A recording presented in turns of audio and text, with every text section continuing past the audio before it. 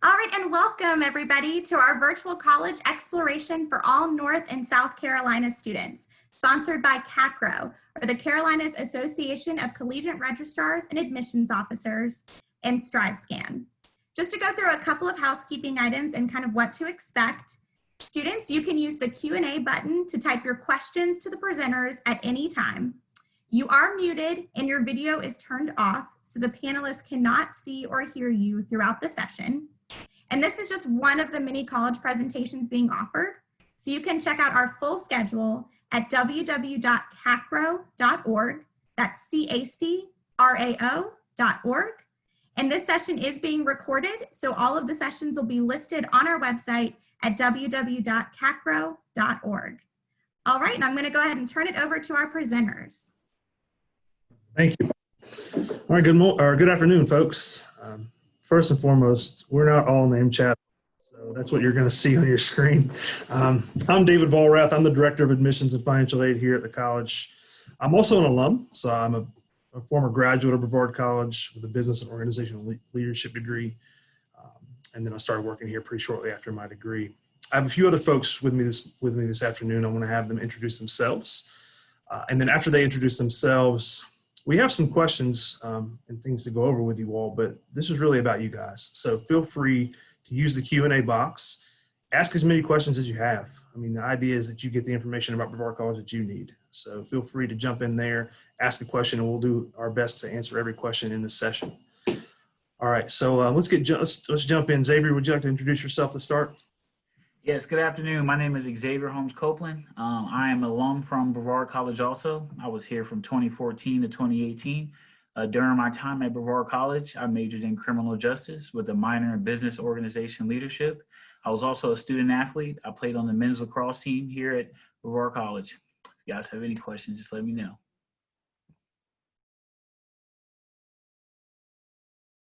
All right, Alex. I can go next. Okay. So my name is Alex Eaton.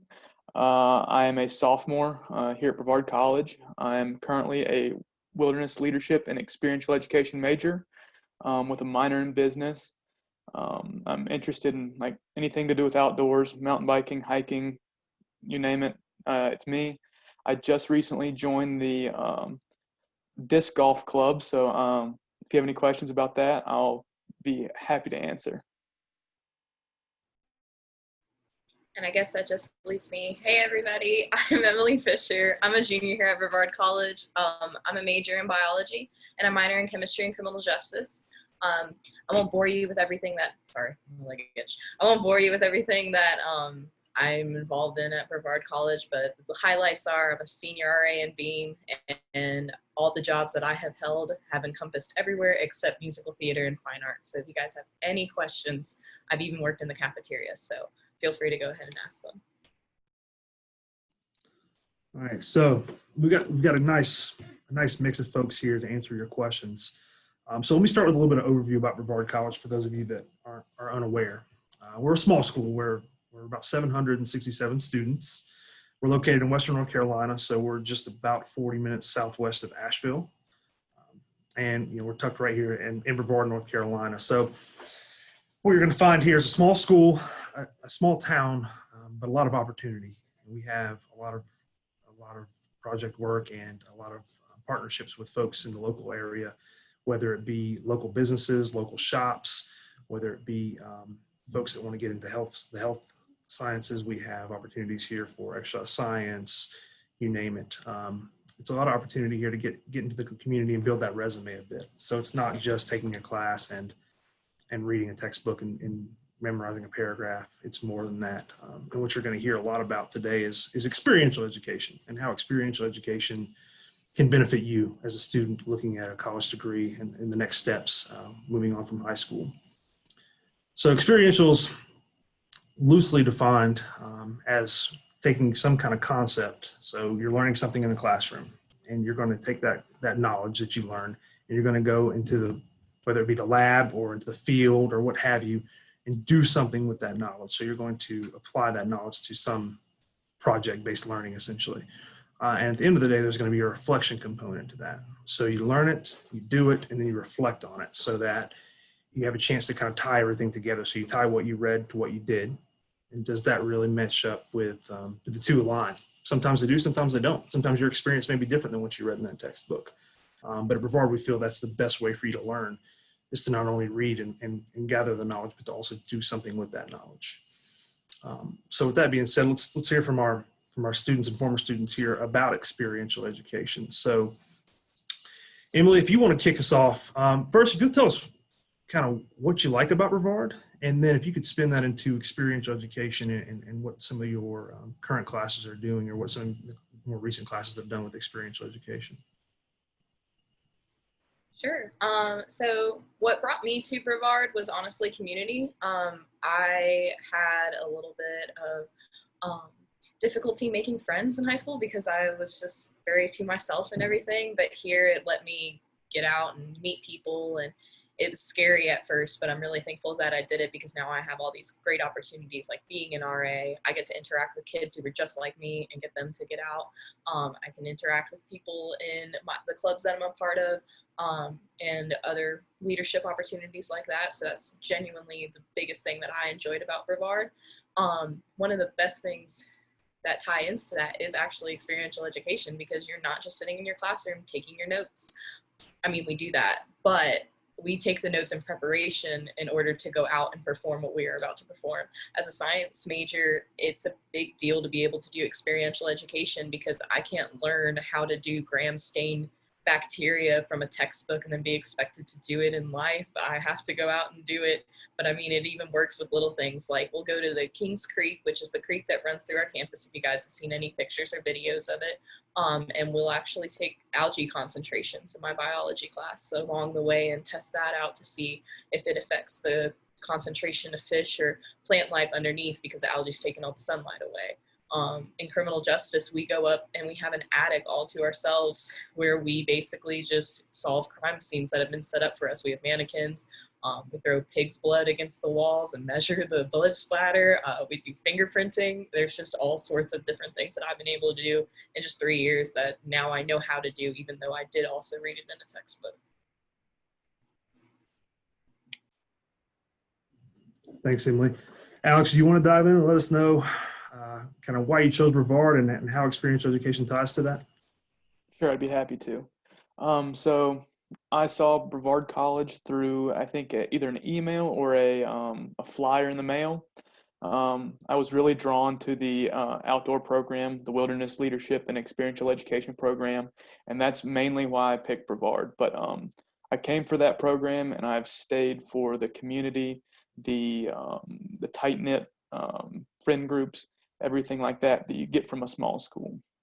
And being that we don't have so many people, we have smaller classes, and the smaller classes allow for more experiential education. And I see that in every single one of my classes that I've taken so far. I'm currently in an experiential education class that's teaching me about how to do it, how to teach it, and stuff like that. And I'm starting to pick up that my teachers are really using this for their, like, in their toolbox, and to help us as students out. I think my favorite part of, or kind of point that the teachers are using, they like to do like a jigsaw type thing, which means you break up into small groups, you learn a subject, and you kind of perfect it, and then you come together as a larger group or as an entire class and get to teach each other about a specific thing that you're the expert on. And it's really nice to hear from students' point of views rather than just out of a textbook. Thanks, Alex. All right, Xavier, same questions. May I hear the question one more time, please? So why did you choose Brevard College, and how does experiential education fit into that? Yes, sir. Well, myself, I'm from Silver Spring, Maryland. So I came from a bigger city. Coming down to Brevard College, it was really different than my high school. My high school was kind of accumulated like about 2,000 to 3,000 students. So coming down here was really small. I really like the small classes. And also, as a student athlete, you want to go to a school where you're going to be able to perform on the field and practice, while also being able to complete your studies and, attain that degree. And when I chose this place, my parents thought, and I thought that it's the best environment for me to be. When I was in high school, I was at a bigger high school and I had like a lot of kids in my class. And, I focused on, my sports and less or more of my class. But, here, when I got here, I was able to focus in and relate with my teachers and really focus in class. So experiential learning when I was here, the criminal justice program, like it was stated, we did a lot of things where we were out there hands-on, whether it was going paintballing, and we were learning how to enter in buildings with the Brevard Police Department or the Sheriff or the Transylvania County Sheriff's Department. They have always been able to help us out. So the learning style is definitely something that appealed to me and my family, and that's why we decided to go with Brevard College. Thanks, Xavier. So from you folks in the audience, let's hear a little bit from you. Tell us what you are interested in. You can just type it into the Q&A box. What programs are you interested in? Is there any clubs, organizations you may want to pursue? And what things can we help kind of tailor this session for to you so that you can get the information that you want and you need? And we'll go over some other details while we're waiting for those to come in. All right, so Xavier, you hit on athletics a little bit, but can you talk to students about what it's like to be a member of the Brevard College athletic program here, whether it be, no matter what sport it may be? Yes. So, well, first, when you throw on those jerseys or you wear that apparel, first and foremost, you're recognized throughout the community. And, that's kind of like what you want to be, you want as a student is you want everybody in the area to recognize you, and not only you, but also recognize the school that you play for. So, going out in the community, I'm a representation of the college. So that was something that I looked for, going out in the public, in the community first. Everybody's asking about you. Everybody's asking how your season's going. How's everything else? How's everything going? Fall ball or spring ball. It doesn't matter what sport you're playing. People are interactive and wondering and curious and wondering how they can help you and make sure that you're succeeding there at Brevard College. On the back end of that, the professors here, they're always at your games, and it's things like that kind of make it important where you're building that connection with your professors, is they're coming out and supporting you, and you're going into their class and you're putting your best foot forward too. So it comes all full 360. And whether you're on a men's lacrosse team, baseball team, or football team, each sport interacts with each other, and we're all supporting each other. So you will see baseball players and you'll see lacrosse players at volleyball games cheering on the volleyball team, or you'll see basketball players around our football field or lacrosse field cheering on the other team. So a lot of the other teams are really interactive with each other. We help grow off each other. We help feed off each other.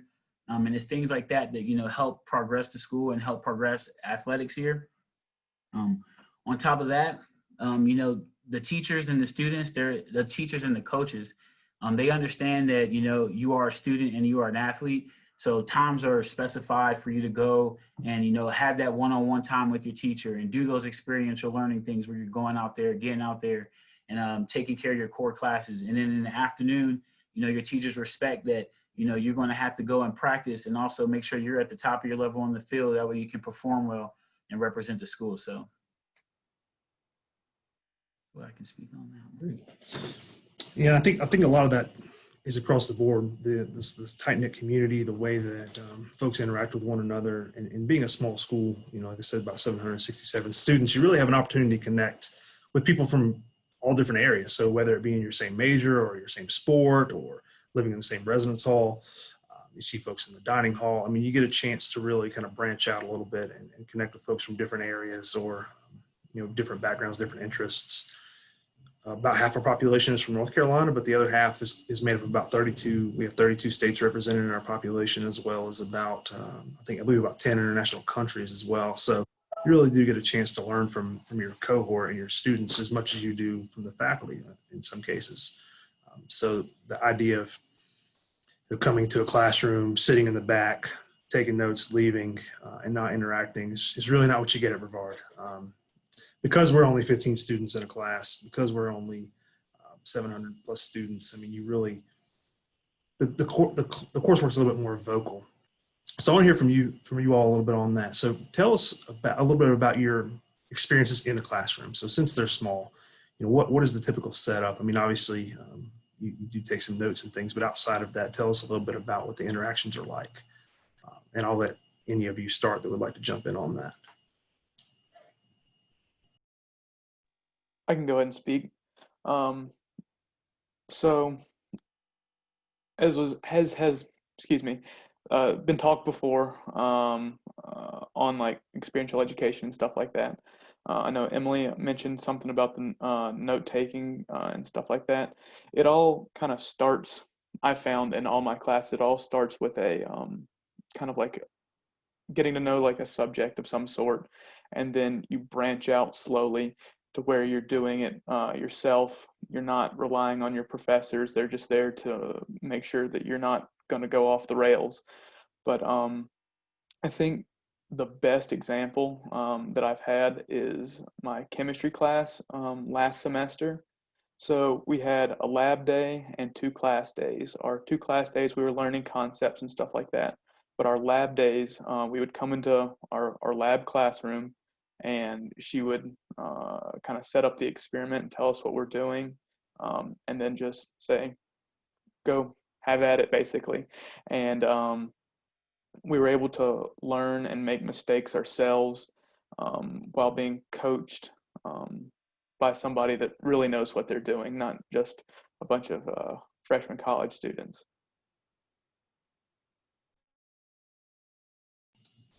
Does anyone else want to chime in? Maybe give them a little insight into what it's like, some of the teamwork and the project-based assignments. I can with that. I hate to use chemistry again as like Alex did, but we're going for it. So in my chemistry class, freshman year, again, I was wide-eyed freshman, didn't know. I'm from Beaufort, Georgia, so I was 3 states away, didn't know anybody. And I met these 2 upperclassmen, and they I guess I had freshman stamped on my head because they pulled me aside and they were like, we're going to be lab partners, okay? We're going to do this, we're going to do that. And then I found out that I really enjoyed chemistry, and they really enjoyed chemistry. And next thing you know, we were actually running, I don't want to say like a bootleg, but we were teaching other people in our class chemistry because we didn't have a TA. So like we would all meet, and for some reason us 3 were the ringleaders for it, and I'm still friends with them. One of them has graduated. Another one is participating in the health science program and is graduating this year. So I saw that. Am I okay to go ahead and answer it, David? Okay, cool. I wanted to make sure. So I saw that one of our students had asked about the health science program. While I'm not directly involved in it, I have a lot of friends that are involved in it too. And because of the classes being so small, we're able to kind of have an overlap. Like chemistry is a prerequisite for me as a chemistry minor, but it's also a prerequisite for someone else in a health science. So I can give you a little bit of insight on it. My friend who's in it right now is going to be a dermatologist. He recently just took his MCAT, so he's applying for medical school. He loves our health science program. I'm very close with our professor who is the head of it, Dr. Biaba. Great man. He is very well-rounded. He's a great guy if you want to email him and get to know him about it, but he designs it all around experiential education. Kind of like what Alex was saying. You get to learn about it, but then you perform it and you get to make mistakes. And while that is a little intimidating, you learn your best from mistakes. You can't just sit there and have someone teach you how to do it perfection, I don't know. But then you get to go in and you get to be like, oh, I remember I did this last time, so I'm not going to do that. I'm going to try this time. And then by the time you're performing it as if it's the second thing, like brushing your teeth or something like that. So definitely recommend looking at some of the videos that we have based on our majors on our website if you want to look at it a little bit more into health science. But that's just what the little insight that I can give you on it. That's great. And she's right. We have some great resources on the .edu, the Brevard.edu website. Some health science information there, some videos there. But do keep in mind that the program is really geared toward getting you to the next step, to a professional school. Most students in health sciences are either looking at a medical school program or they're looking at a professional nursing program next. So there are a couple different steps there. We also have a biology major too. So if you're interested in other forms of biology, not related to the health field. So they're kind of bifurcated into those 2 different areas. We have some relationships here locally with doctors' offices. We have a couple alum here who are practicing physicians in the area. We also have some students who have completed internships with the local regional hospital. If you would like to get into hospital administration, there's some opportunities there. If you pair that with business, there's some opportunities there to go and shadow the rehab facility at the hospital. and get an opportunity to, again, kind of build that resume while you're in your undergrad. So while you're knocking out your bachelor's degree, you'll have a chance to leave with something a little bit more than just say, hey, I finished my degree, what's next? You have some real world work experience under your belt. You have some opportunities to kind of shadow some professionals in the field and get something a little bit more out of your education than just reading from that textbook and really focusing in on this experiential model. And the experiential model that we use has given us some accolades. I mean, we've been ranked #1 in best undergraduate teaching by U.S. News and World Report just this year. So I think that the recognition, yeah, right, thanks. The recognition behind that experiential education is starting to be well known. And for all of us, I'm speaking for everybody a little bit, but I think it was a great fit. It was definitely a great fit for me. And I think it's clearly a great fit for these folks as well. But it's something that it's different than you're going to find at a lot of institutions. So if it needs to be your fit at the end of the day, that's what this is all about, finding the right fit for you. So is Brevard College a good fit? Is it the right size? Is it the right style of teaching? Do we have the programs of interest? Do we have the sports or clubs you may be looking for? So there's a lot to it. There's a lot to choosing a college, but the most important thing you need to do is visit. So obviously you'll get a lot of information today, but for those of you that haven't been on campus yet, I do encourage you to get here as soon as you can. We are open for visits right now. We do Monday, Wednesday, and Friday at 10 and 2, and Saturdays at 10. We do have a visitation day on October 31st. It will be on campus as well. So we have some on-campus opportunities for you to kind of get on campus, meet some folks, meet with some faculty, potentially meet with some students, meet with some staff members, some graduates, and get some of these experiences firsthand for yourself. So sidebar there, this spun off from experiential education and health sciences, but definitely check us out for a visit, and you can register for those visits on the brevard.edu website. All right, so we've talked a lot about campus, but let's kind of broaden that out a bit and talk a little bit about the area. So who wants to start by telling us a little bit about what surrounds Brevard and what things you can do as a student off campus? Oh, do you want to go ahead? No, you can go ahead. Okay. Again, I'm very big into the outdoors. I'm an avid mountain biker, hiker. I'm getting into rock climbing as well. But I think the biggest resource outside of the Brevard campus is definitely the state forest and national forest. So right outside, like 5 minutes down the road, is Pisgah National Forest. It is one of the most beautiful areas on the East Coast, possibly in the U.S., possibly in the world too. But there's all kinds of activities that you can do in there. There's great fishing, there's great hiking, swimming in the summertime because the water is a little bit chilly. You can drive up 35 minutes to the Blue Ridge Parkway, and there's some amazing views, and the area is just amazing. And then a little bit further down the road, we have DuPont State Forest, which is a bit smaller. It's probably it's 10-15 minutes down the road, but they also have great places to be able to park and do some shorter hikes to get outside, more great places to swim. I don't know how many specifically in DuPont or in the whole area, but there's a ton of waterfalls to go and see. Great places to just hang out and have a good time outside. 250 waterfalls. All right, Xavier, you have something that you want to add? And not really. I mean, he kind of hit it on the head. Within those 250 waterfalls that are in the area, there's also those little hidden gems that you'll find through just being a student here on campus that's passed down between student to student, like rope swings and swim holes and things like that you guys go to. Outside of that, if there's any golfers who enjoy golfing, there's some nice courses around here. You have Broadmoor, you have Etowah, and you have Sherwood Forest. Those are some good golf courses you can go out and visit. The location, and just like I said, all the areas around us, it's just they all support us. So I mean, there's not really more I can hit on outside of what Alex has already said, because Pisgah and DuPont and all those other places are really great places to spend on a beautiful Brevard day. So. Emily, you want to add anything about downtown? It's about a block away from campus. Okay, I decided to stay quiet because I saw Alex get really, really excited. But so I knew he would be wanting to talk about the forest and everything. And while they're really beautiful, I will be honest, I grew up in suburbia. I like 3-hour hikes and that's it. I don't really do a whole lot like Alex does, but it's beautiful when you get the chance to go there. We do have a little bit of a nightlife, but not a whole lot, which is kind of nice when you want to just be in a quiet area and study and just hang out with friends. But we do have a lot of things that are offered downtown. We have free movie night at the movie theater. My favorite restaurant, well, kind of not a restaurant, it's Rocky Soda Shop. There we go. It's really great. It has a gift shop on it, so you can get a piece of fudge and then a t-shirt on your way out, but they serve really great food, everything from hamburgers to milkshakes to ice cream. Side note, if you get a milkshake there, you get the rest of the milkshake that's left over and the thing that they make it in, so more bang for your buck, just saying.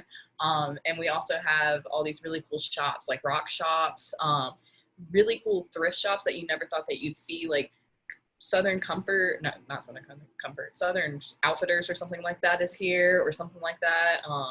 Like really big shops that you wouldn't think you'd see in little towns. Outside of that, we also are really close to Arden and Hendersonville, and then Asheville's a little further away. So if we don't have what you want in our downtown, it's just a little drive up the road. It's really pretty. Lots of mountains and sunsets and everything to see on the way if you want to go there, but there's even bigger stores up there. Arden's really great if you want Target or Ross or anything like that. And then Hendersonville is still a really small town. So you can go down to the square. They have really great ice cream shops and stuff down there as well. So definitely recommend expanding past just little Brevard. Agreed. And Emily's exactly right. When you come here, you come to the area. So you obviously need to visit campus. You need to meet the people. But when you schedule your visit, keep some time on the side to go out and check out downtown. Go check out a waterfall. Go check out the area, whatever may interest you. Because it's where you're going to spend a lot of your time. I mean, you're going to spend a lot of time in the surrounding areas as well as on campus. So it's, again, part of that college experience and part of picking the right school for you. So I see we got a few folks in here that just joined us. If you all have questions, feel free to shoot them to the Q&A box. We want to make sure that we're answering everyone's questions. And again, this is about you all. So how can we best tailor this session to meet your needs and to answer your questions? So feel free to shoot those out to us and we'll be happy to answer them for you. In the meantime, I'm going to show you all the Brevard.edu homepage really quickly so you can get some quick points on navigation of how to apply and how to visit if you haven't already done so. So I'll pop that up for you really quickly. So on the screen, you'll see this is the homepage of the Brevard.edu website. And then we have a couple different options here of things to interact with in the near future. First and foremost, if you have not applied for admission and you're interested to do so, please apply. Apply as soon as you can. We are test optional admissions, so we offer you the opportunity to apply with transcripts and test optional essays in lieu of your SAT or ACT scores. However, if you'd like to submit traditional with transcript and test scores, you can do so. And so that's really up to you and wherever you think your strengths may lie. If you're better at testing than writing, then feel free to go ahead and submit those test scores. And if you feel the opposite, we'd love to read your essays and get to know you a little better. If you already applied, be sure to send us your transcripts and test scores if you haven't already done so we can get you a quicker admissions decision. For those of you that haven't been on campus yet, pay us a visit. Under the admissions and aid tab, you will see schedule my campus visit. And when you get to the schedule my campus visit page, there's several different ways you can visit. The more recent opportunities that are coming up are going to be your personal visit, which is Monday, Wednesday, Friday at 10 and 2, or Saturdays at 10. Or attending an on-campus visitation day. So our October 31st visitation day is on campus, and it'll be an opportunity to come to campus, take a tour, meet some folks, and learn a little bit more about Brevard, but also to see if it's the right fit for you, which is very important. And we can tell you all these things virtually via Zoom, but you really need to get on campus and experience it yourself. And then after you've applied, after you've visited, we do have several scholarship opportunities available for you, and you can see those here under the apply for scholarships and aid. Students who are from North Carolina and South Carolina who are accepted for admission do get a half tuition scholarship. So take advantage of that quickly. So I'd get accepted and move through the process as quickly as you can so that we can get that scholarship information awarded to you then start pushing you through to our scholarship days and some other scholarship opportunities that are available. All right, folks, what questions do you all have? Does anyone in the audience have a question that we can field for you right now?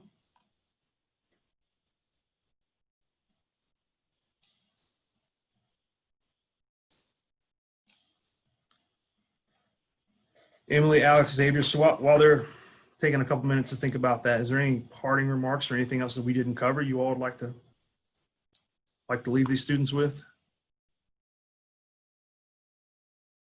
I think I might have one here. If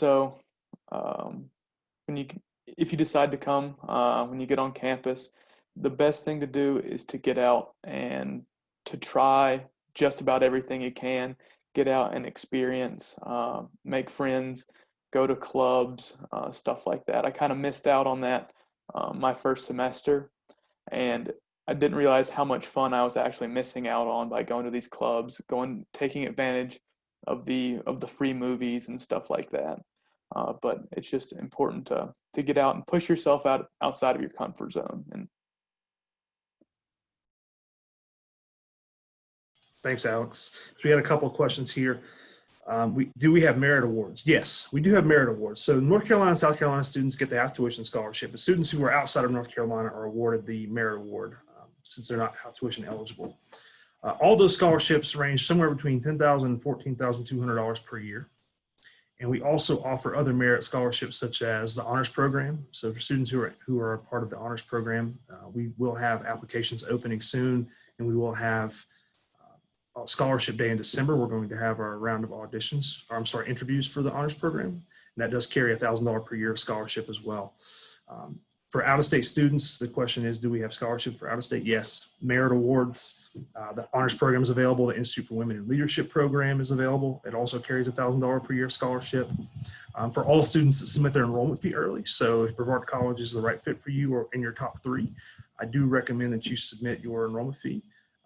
And for a short period more time, actually, we're awarding a $1,500 scholarship for students that submit that enrollment fee. So if you haven't already done so, it's a good way to add another $1,500 to your scholarship package. And then we have students that submit the free application for federal student aid. There's additional scholarships and grants and aid opportunities there. And then finally, if you're interested in fine arts, there are opportunities for music, art, and theater scholarships that can be added to your financial aid awards. So a lot of different ways to pursue that. And back on that page, I'll share it with you one more time. On that scholarship and aid page, we have these things listed out for you all, so you can kind of get a rundown of what's what. You have tuition scholarships and merit, and then some more scholarship opportunities here by clicking this link. And then we try to lay out as best we can different ways that you can get additional dollars here to afford Brevard College. So be sure to check those out. They all start with your application for admission. So your application for admission is also your application for scholarships. That's kind of the first step. Students that do apply to honors and IWIL, that is a separate application, but your admissions counselor can help you get through those processes. After you apply, they'll be in contact with you and make sure you're walking through those processes and making sure you're getting from point A to point B. And they're a good point person for you. So they're all Brevard College alum, with the exception of one, and they've all at least been in Brevard for several years, if nothing else. So great resources for you for the area, for Brevard, for the application process, for scholarships, basically anything in Brevard. All right, what other questions do we have? Those are good questions.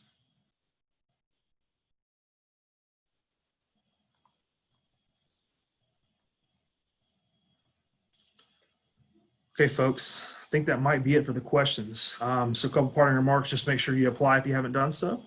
Make sure you visit campus if you haven't done so, and then do take a look at the enrollment fee opportunity and getting that additional scholarship added if Brevard is a good fit for you.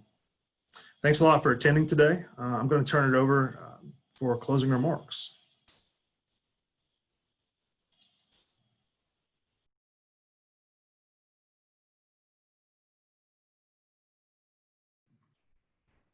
All right, and thank you so much for joining us. So after I close this window, you're going to see a very quick 4-question survey that will appear. If you can provide us with any feedback, that would be great. As I mentioned, you can sign up for more sessions by going to our website at www.cacrao.org, CACRAO.org. And this recording will also be available on our website at www.cacrao.org. Thank you all so much to our participants and to our presenters.